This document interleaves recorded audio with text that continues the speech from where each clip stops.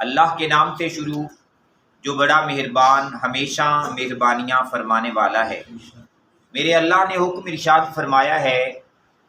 یکاد البرق، یکادو فرمایا قریب ہے، البرق کہ وہ جو بجلی ہے، یخطف فرمایا وہ اچک لے،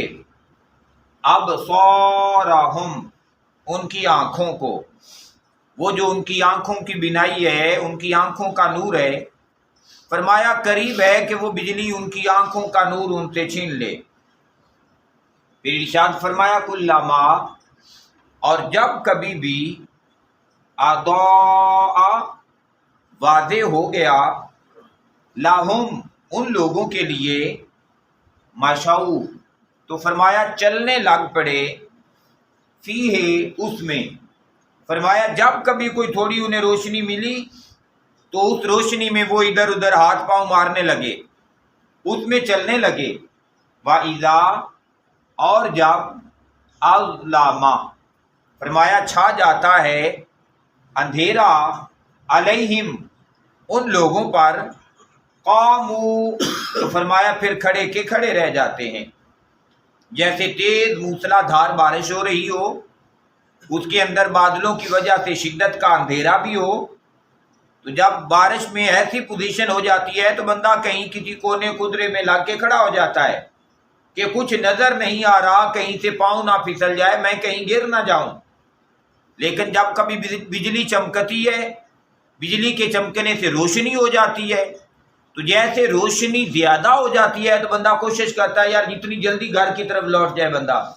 تو 2-4 قدم جو ممکن ہوتے ہیں بندہ اٹھانے کی کوشش کرتا ہے۔ فرمایا ان کی بھی یہی پوزیشن ہے، لیکن پھر جیسے اندھیرا چھا جاتا ہے تو پھر وہاں کھڑے کے کھڑے رہ جاتے ہیں۔ پھر میرے اللہ نے ارشاد فرمایا، یہ ایک مثال بیان کی جا رہی ہے ان منافقین کے لیے۔ پھر فرمایا وَلَوْ شَاءَ اللَّهُ، وَلَوْ اور اگر، شاء چاہتا، اللہ اللہ تبارک و تعالی، لَذَهَبَ تو پھر ضرور لے جاتا، بِسَمْعِهِمْ ان کی قوت سماعت بھی، وَأَبْصَارِهِمْ اور ان کی بصارت بھی، کہ وہ دیکھ بھی نہ سکتے اور وہ سن بھی نہ سکتے۔ اور یہ بات کیوں ہوتی؟ وجہ صرف ایک ہی بنی کہ یہ منافقین ہو گئے، انہوں نے اپنے دل کے اندر نفاق کو رکھ لیا۔ وہ نغمہ لاہوتی لا الہ الا اللہ والا نغمہ، وہ توحید کا پیغام جو رسالت کی نسبت سے ان تک پہنچا تھا، تو چاہیے تو یہ تھا کہ جو رسالت کی نسبت سے ان تک توحید کا پیغام پہنچا تھا، یہ رسول کو بھی مان لیتے اور رسول کے کہنے پہ اللہ کو بھی مان لیتے۔ لیکن انہوں نے کیا کیا؟ انہوں نے دوغلی چال چلی، منافق ہو گئے، مسلمانوں کی صفوں کے اندر آ کے بیٹھتے تو خوف و ہراس پھیلاتے ان کے درمیان کہ کافر بڑی تیاری کر رہے ہیں، کافر بڑی قوت والے ہیں، کافر بڑے زیادہ ہیں۔ اور اگر مسلمانوں سے اٹھتے اور کافروں کے پاس جاتے تو کافروں کے حوصلے بڑھاتے اور کافروں کو جا کے کہتے کہ ان کے پاس تو کچھ بھی نہیں، ان کے پاس تو کھانے کے لیے کچھ بھی نہیں،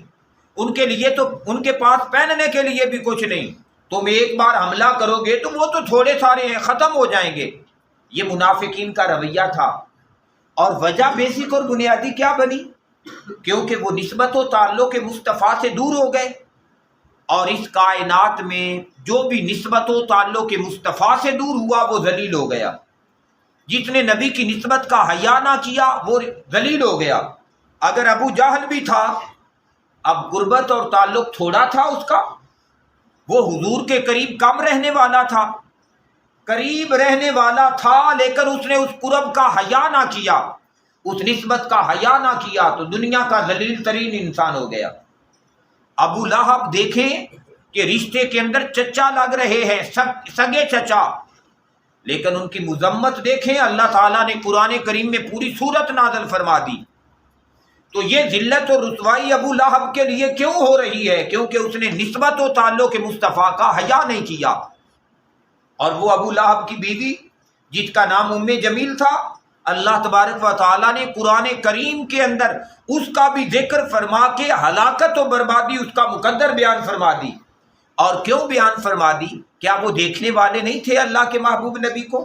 کیا وہ قریب رہنے والے نہیں تھے؟ لیکن کیونکہ انہوں نے نسبت کا حیا نہیں کیا، انہوں نے قربت کا حیا نہیں کیا،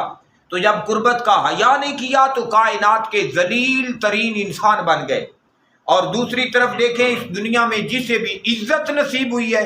جس نے حضور کی نسبتوں کا حیا کر لیا ہے، اللہ نے اسے عزتوں والا بنا دیا ہے۔ اور وہ حیا کرنے والا بندہ چاہے حبشہ سے اٹھنے والا غلام ہی کیوں نہیں تھا، اور اگر وہ حبشی غلام بھی حیا کر کے آ گیا، اللہ تعالیٰ نے اسے امت کا امام بنا دیا ہے۔ تو گویا قیامت تک جس بندے کو بھی نبی کی نسبتوں کا حیا نصیب ہوتا رہے گا وہ باعزت بنتا رہے گا، اور جو نبی کی نسبتوں سے دور بھاگتا رہے گا، نبی کی نسبتوں کا حیا نہیں کرے گا، نبی کی تعلیم اور شریعت کا حیا نہیں کرے گا، وہ اس دنیا کے اندر بھی رسوا ہوگا، اور قبر اور حشر کی رسوائی بھی ان لوگوں کا مقدر بنے گی۔ یہ جو 13 کی 13 آیات میرے اللہ نے ان منافقین کے حق میں نازل کی اور ان کی مذمت کا بیان فرمایا اور ان کے لیے عذاب علیم اور عذاب عظیم کا اعلان فرمایا میرے اللہ نے، تو یہ صرف اس وجہ سے ہے کہ انہیں نسبت و تعلق مصطفیٰ کا حیا نہ رہا،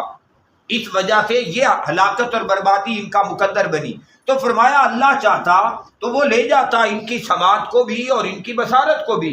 لیکن اس کے باوجود اللہ تعالیٰ نے ان کے کانوں کے نشان بھی رہنے دیے اور ان کی آنکھوں کے پتلے بھی رہنے دیے، تاکہ یہ دیکھیں بھی، تاکہ یہ سنیں بھی، اور قیامت تک لوگوں کو پتہ لگ جائے کہ لوگوں، کان کا مقصد مشن صرف یہی ہے کہ نبی کی تعلیم کو سنیں اور اس پر عمل کرے،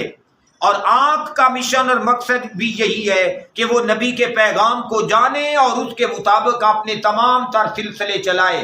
اگر آنکھیں، کان، زبان، دل، یہ تمام چیزیں اللہ اور رسول کے حکم کے تابع چل رہی ہیں تو گویا یہ ہیں، اور اگر یہ تابع داری نہیں کر رہی تو پھر دیکھنے کے باوجود، سننے کے باوجود پھر نہ کان ہیں بندے کے، نہ آنکھیں ہیں بندے کی۔ پھر ارشاد فرمایا میرے اللہ نے، ان اللہ، بندے یہ یاد رکھنا کہ بے شک وہ جو اللہ کی ذات ہے، علی کل شیء، وہ ہر چیز پر قدیر، خوب قدرت رکھتا ہے۔ وہ اللہ تبارک و تعالیٰ کی ذات، اللہ تبارک و تعالیٰ کی ہے، وہ اس بات پہ قدرت رکھتا ہے کہ لوگوں کی آنکھیں براہ راست بیک وقت اچک لے، کہ بشارت تو دور کی بات، بندے کی آنکھ ہی باقی نہ رہے، سماعت تو دور کی بات، بندے کا کان ہی باقی نہ رہے، وہ اس بات پہ قدرت رکھتا ہے۔ لیکن اس کے باوجود وہ بڑا غفور بھی ہے، بڑا مہربان بھی ہے، وہ اپنے بندوں کو مہلت بھی دیتا ہے کہ لوگوں تم نے لوٹنا ہے، لوٹ آؤ گے تو عزتیں پا جاؤ گے، اور اگر نہیں لوٹو گے، زندگی بغاوت میں گزار دو گے۔ تو یہ دیکھیں وہ منافقین جن کا تذکرہ وَمِنَ النَّاسِ مَن یقول کہہ کے شروع ہوا تھا، انہوں نے بغاوت کی ہے تو ان کا انجام کتنا برا ہوا کہ قرآن کریم کے اندر ایک مقام پہ فرمایا ان المنافقین فی الدرق الاسفل من النار، فرمایا کافروں کو جہنم میں پھینکا جائے گا، لیکن جو منافق ہیں انہیں جہنم کے سب سے نچلے طبقے میں پھینکا جائے گا۔ تو اللہ تعالیٰ سے دعا ہے میرا اللہ ہمیں منافقت سے ہمیشہ محفوظ رکھے، ایمان کامل نصیب فرمائے، اور اس کا فیض میرا اللہ ہماری آنے والی نسلوں کو بھی عطا فرمائے۔